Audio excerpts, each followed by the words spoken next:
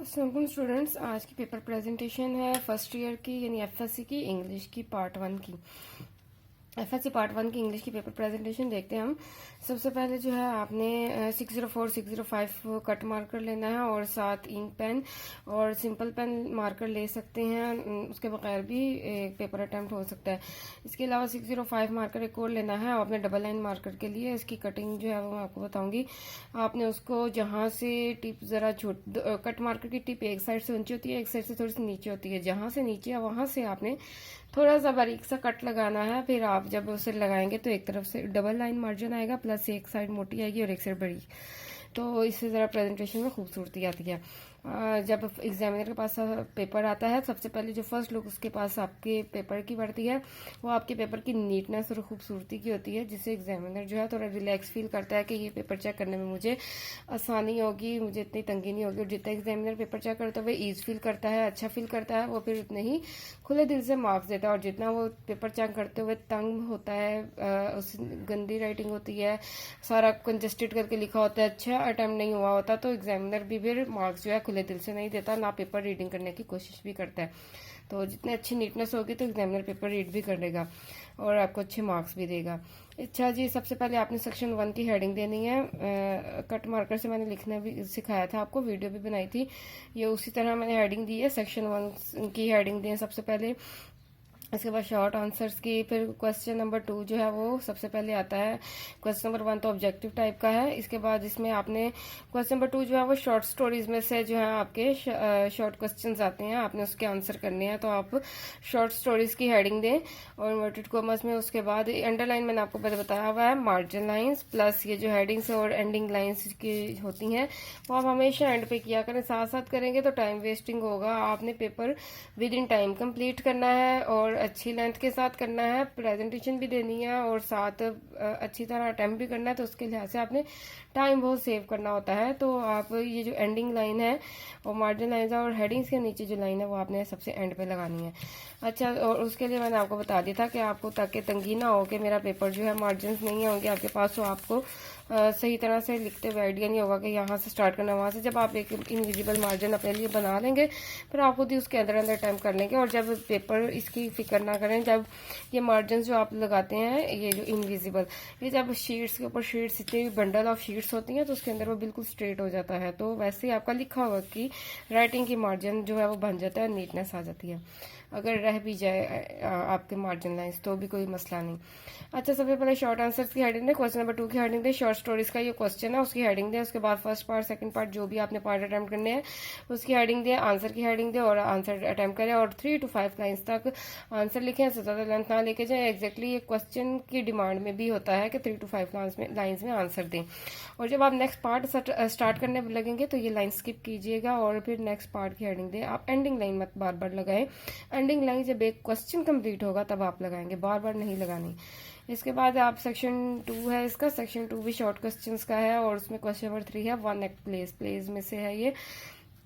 आपने उसमें भी फर्स्ट पार्ट की ये देखें, अब आप खुद देखें, मैंने हेडिंग की फौरन नीचे नहीं पार्ट लिख दिया ताकि थोड़ा सा खुला रखे। अगर आप साथ साथ जोड़ के लिखेंगे तो नीटनेस की बजाय, प्रेजेंटेशन की बजाय बुरा लगेगा। आपने फर्स्ट पार्ट की हेडिंग की आंसर दी, आंसर लिखा। जब आंसर आपका कंप्लीट हो जाएगा आपने एक लाइन स्किप करनी है, उसके बाद नेक्स्ट पार्ट मेंशन करना है और फिर उसका आंसर देना है, ठीक है। फिर जब आपका क्वेश्चन कंप्लीट हो गया उसके बाद क्वेश्चन नंबर 4 आ जाएगा, क्योंकि सेक्शन 2 में 2 इकट्ठे क्वेश्चन है। क्वेश्चन नंबर 4 पोइम्स का क्वेश्चन भी इसी सेक्शन 2 में है। पोइम्स वाले पार्ट की हेडिंग दी, फर्स्ट पार्ट सेकंड पार्ट, आपने उसका आंसर अटेम्प्ट किया, उसके बाद आपने एंडिंग लाइन लगा दी। नेक्स्ट सेक्शन हमेशा आप कोशिश किया करें आप फर्स्ट नेक्स्ट पेज पे स्टार्ट करें। अगर इस तरह ज़्यादा लाइंस हैं तब आप स्टार्ट कर सकते हैं। अगर फ़र्ज़ करें आपका यहाँ पे क्वेश्चन कंप्लीट हो रहा है, आप नेक्स्ट सेक्शन स्टार्ट करना चाह रहे हैं तो आप यहाँ से ना करें, आप यहाँ पे एंडिंग लाइन लगाएं और क्रॉस करें और नेक्स्ट पेज पे सेक्शन मेंशन करें। तो यहाँ पे क्योंकि स्पेस मैंने खुद ही ज़्यादा रख के आपको दिखाया कि स्पेस ज़्यादा थी, इसलिए मैंने ये पेज वेस्ट नहीं किया, मैंने यहीं से स्टार्ट किया। सेक्शन 3 की हेडिंग देंगे, क्वेश्चन नंबर 5 है। सबसे पहले लेटर राइटिंग का है। लेटर राइटिंग की हेडिंग दी आपने, लेटर राइटिंग की हेडिंग दी और जो आपका टॉपिक है और आपने उस टॉपिक को मेंशन कर लिया। अब क्योंकि लेटर राइटिंग और एप्लीकेशन में टॉपिक ज़रा लेंथी होता है तो मैंने ये 604 कट मार्कर से लिखा है और उसको इतना बोल्ड नहीं किया, क्योंकि अगर मैं इस हेडिंग को ज़्यादा बोल्ड और बड़ा करूँगी तो वो फिर इतना काफ़ी पेज कवर कर लेगा और बुरा लगेगा। आप खुद ही देखा करें, अगर ये आपकी कोई हेडिंग ज़्यादा लेंथी है तो आप उसको ज़रा छोटा साइज़ कर लें और मर्ज करके लिखें, उसको उतना प्रोमिनेंट ना करें। तो लेटर हेडिंग को प्रोमिनेंट कर दिया, टॉपिक लिख दिया, इसके बाद यहाँ से आप उसका लेटर स्टार्ट कर दें। इसके बाद एप्लीकेशन की चॉइस होती है, लेटर और एप्लीकेशन में से कुछ एक सिलेक्ट करना है। आप एप्लीकेशन की हेडिंग दें और एप्लीकेशन का टॉपिक लिखें और एप्लीकेशन स्टार्ट कर दें, इनमें से जो भी आपने अटैम्प्ट करना है।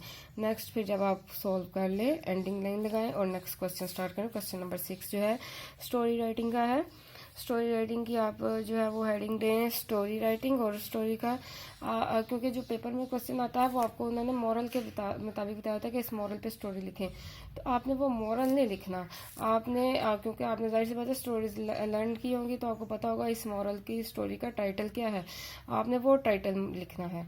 ठीक है, तो वो टाइटल लिखा, आपने स्टोरी लिखी। ये देखें एक लाइन स्किप करके स्टोरी स्टार्ट की, पैसेजेस की फॉर्म में लिखनी है। पैसेजेस की फॉर्म में स्टोरी जब आपने अटेम्प्ट कर ली, एंड कर ली, मॉरल की हेडिंग दे और फिर वो मॉरल लिखे। ठीक है, आपने टाइटल स्टोरी का ही लिखना है, आपने मॉरल नहीं बार बार यहाँ पे मॉरल लिख दिया, यहाँ पे मॉरल, ऐसे नहीं करना। मॉरल एंड पे लिखना है, टाइटल ऑफ द स्टोरी आपने हेडिंग में देना है। ठीक है, इसके बाद एंडिंग लाइन। नेक्स्ट जो है क्वेश्चन नंबर 7 जो है इसमें ABC 3 पार्ट्स हैं।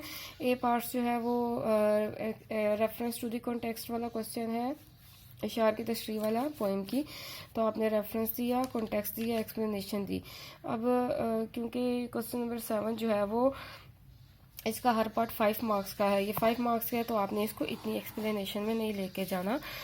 मैं एक सेपरेट वीडियो बनाऊंगी, सारी आपको हर क्वेश्चन की प्रॉपर लेंथ के साथ गाइड करूंगी, आपने उसको कितनी लेंथ देनी है। आपने रेफरेंस लिखना है, पोइम का नेम लिखना है, राइटर का पोइम का नेम, और जो पोइट है या पोइटेस है उसका नेम लिखना है। कॉन्टेक्स्ट लिखना है, और कॉन्टेक्स्ट 4 to 5 लाइन्स में बहुत ज़्यादा है, ठीक है, इतना इससे ज़्यादा नहीं लेके जाएं। एक्सप्लेनेशन में भी आपने जो है 1-2 पैसेज बस लिखें, इससे ज़्यादा ना लेके जाएं। अच्छा, इसके बाद बी पार्ट जो है पंक्चुएशन का है। आप ये देखें, इसको अच्छी तरह देखें कैसे पंक्चुएशन अटेम्प्ट करनी है। बी पार्ट की हेडिंग दी, पंक्चुएशन की हेडिंग दी।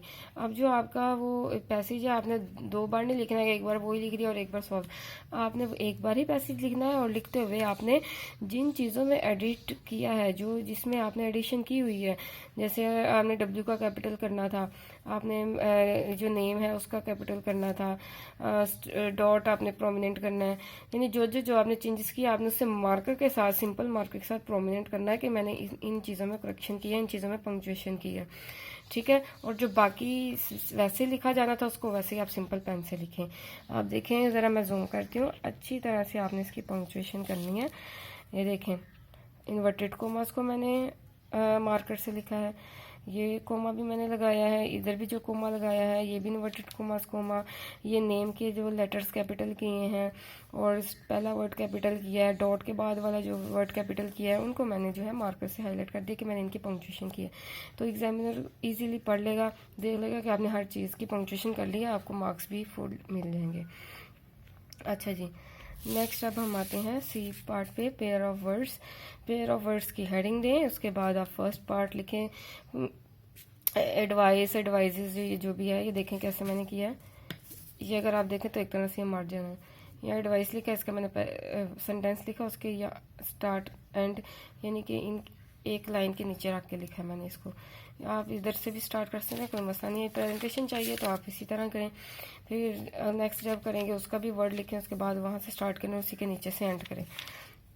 इस तरह आप पेयर ऑफ वर्ड्स अटेम्प्ट कर लें, 5 मार्क्स के। इसके बाद लास्ट क्वेश्चन जो आता है, क्वेश्चन नंबर 8 है, ट्रांसलेशन इनटू उर्दू का क्वेश्चन है। अब ये जो है क्वेश्चन 15 मार्क्स का है, तो आप इसको बेस्ट प्रेजेंटेशन दें तो ट्रांसलेशन इनटू उर्दू की हेडिंग दें। अब ये देखें ज़रा, हेडिंग लेंथी थी, मैंने 605 मार्कर से ही लिखा है, लेकिन मैंने इनको कंजस्टेड कर दिया है, लेकिन फिर भी इसलिए पढ़ा जा रहा है और अच्छा लग रहा है कि मैंने वो स्टार्टिंग जो वर्ड है उसके कैपिटल लेटर स्टार्टिंग जो लेटर है उसको मैंने प्रोमिनेंट कर दिया, बोल्ड कर दिया। इसके बाद गिवन पैसेज की हेडिंग दें। अब जो पैसेज था मैंने उसके स्टार्टिंग और एंडिंग 4-3 वर्ड्स लिख के डॉटेड लाइन में शो कर दिया है। इसकी प्रेजेंटेशन मैंने खुद ही इतनी ज़्यादा अच्छी करवाई है कि ये 15 मार्क्स का है। डायरेक्ट आप बस उर्दू में ना लिखें, इसको इसी तरह आप जो है प्रेजेंट करें।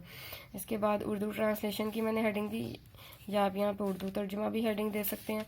इसके बाद आपने यहाँ पैसेज फॉर्म में इसकी ट्रांसलेशन कर ली, एंडिंग लाइन लगा ली। अगर आपके पास लाइन स्किप हो गई हैं तो आप इसको कैंसिल कर दें। और इस तरह अगर आपके पास एक्स्ट्रा शीट जो बढ़ जाती हैं उसको हमेशा क्रॉस कर दिया करें।